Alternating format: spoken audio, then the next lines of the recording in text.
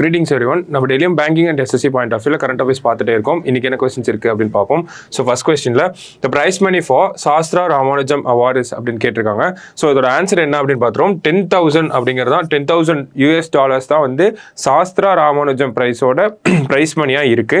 So இந்த award நேற்று வாங்கி கொடுத்துருப்பாங்க. யாருக்கு கொடுத்துருக்காங்க அப்படின்னா ஃபார் 2022 அண்ட் 2023 ரெண்டு இயருக்குமே சேர்த்து கொடுத்துருக்காங்க.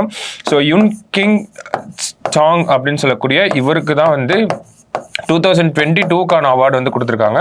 2023க்கான அவார்டு வந்து ரூவி ஜியாங் அப்படின்னு சொல்லக்கூடிய இவருக்கு வந்து கொடுத்துருக்காங்க. சரிங்களா? ஸோ இவங்க ரெண்டு பேருமே அமெரிக்கன் மேத்தமெட்டிஷியன்ஸாக இருக்காங்க.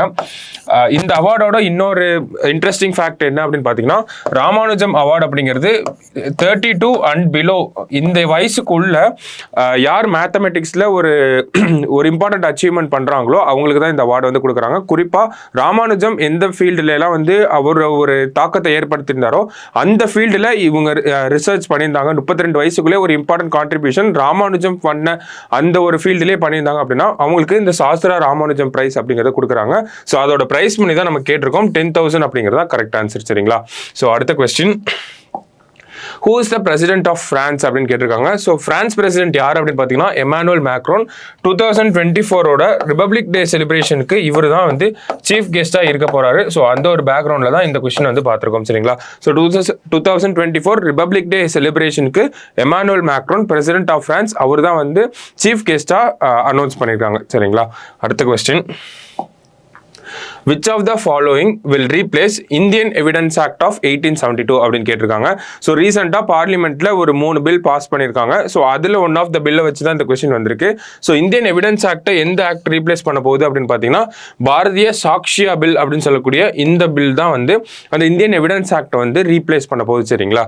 ஸோ அடுத்தது இந்த சுரக்ஷா சங்கீதா அப்படிங்கிறது சிஆர்பிசியை ரீப்ளேஸ் பண்ண போகுது, அதாவது கிரிமினல் ப்ரொசீஜர் கோட். அடுத்தது இந்த பாரத நியாய சங்கீதா பில் அப்படிங்கிறது இந்தியன் பீனல் கோடை வந்து ரீப்ளேஸ் பண்ண போகுது, அதாவது ஐபிசி அப்படின்னு சொல்லக்கூடிய இந்தியன் பீனல் கோடை ரீப்ளேஸ் பண்ண போகுது. சரிங்களா? So fourth question, according to IMF India is expected to contribute over how many percentage to the global growth அப்படின்னு கேட்டிருக்காங்க.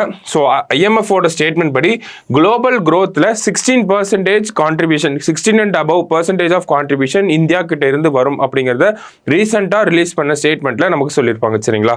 So last question, who is appointed as the president of Wrestling Federation of India அப்படின்னு கேட்டிருக்காங்க. So யார் appoint பண்ணியிருக்காங்க அப்படின்னா சஞ்சய் சிங். இவரோட அப்பாயின்மெண்ட்டுக்கு பலத்த எதிர்ப்பு அப்படிங்கிறது இருக்கு. ஸோ அந்த ஒரு பேக்ரவுண்டில் பஜ்ரங் பூனியா அவருக்கு கொடுத்த இந்த பத்மஸ்ரீ அவார்டை வந்து திருப்பி நான் தரேன் அப்படிங்கிறது, அதாவது எனக்கு அந்த அவார்டு வேணாம் அப்படிங்கிற மாதிரியான விஷயங்களை சொல்லி பிரைம் மினிஸ்டருக்கு ஒரு லெட்டர் எழுதி அனுப்பியிருக்காரு. ஸோ அந்த ஒரு பேக்ரவுண்டில் தான் நம்ம இந்த கொஸ்டின் பார்க்குறோம். So president of wrestling federation of India யார் அப்படின்னு பார்த்தீங்கன்னா சஞ்சய் சிங் அப்படிங்கிற பர்சன் தான் அப்பாயிண்ட் பண்ணியிருக்காங்க. சரிங்களா?